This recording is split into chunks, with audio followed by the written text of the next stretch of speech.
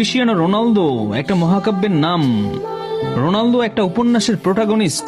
Ronaldo একজনই, যার ডিকশনারিতে ট্র্যাজেডির কোনো ঠাঁই নাই।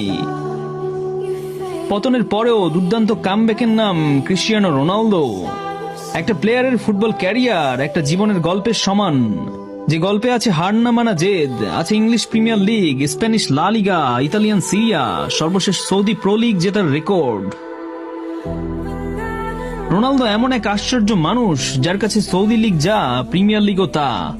না হলে পৃথিবীর সবচেয়ে প্রেস্টিজিয়াস 3টা লিগ জিতে আসা একটা মানুষ সৌদি লিগ জেতার জন্য এত কাতর হয়ে থাকবে কেন?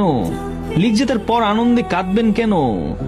রোনালদো এই প্যাশনের কারণে বোধহয় সবার আইডল হয়ে উঠতে পেরেছে। রোমের কালোসিয়াম কিংবা মিশরের পিরামিড কোনোটি এক রাতে গড়ে ওঠেনি। বছরের পর বছর ঝড়ঝাপটা আর আঘাত মেনে নিয়ে তবেই তারা ইতিহাসে অমর হয়েছে।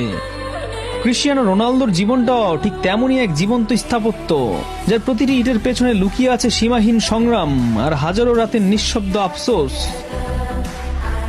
অথচ এই মানুষটাই একসময় ইউরোপের বড় বড় সব ক্লাবকে নিজের রাজত্বে পরিণত করেছিলেন। রিয়াল মাদ্রিদের হয়ে বিশ্ব ফুটবলের সবচেয়ে কঠিন মঞ্চ উয়েফা চ্যাম্পিয়ন্স লিগ জিতেছেন রেকর্ড 5 বার। ইউরোপ তখন ছিল তার পায়ের নিচে আর পুরো বিশ্ব ছিল তার স্তুতিতে মগ্ন।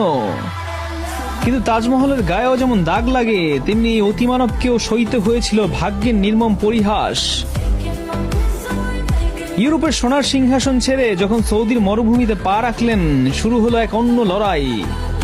আল নাসেরের জার্সিতে শিরোপার খুব কাছে গিয়েও একের পর এক পরাজিত ম্যাচ, ট্রফিহীন মৌসুমে এক একটি শূন্যতা তাকে উপহার দিয়েছিল এক বুক গ্লানি। আর ঠিক তখনই ধেয়ে এসেছিল নির্মম ট্রল, সস্তা উপহার।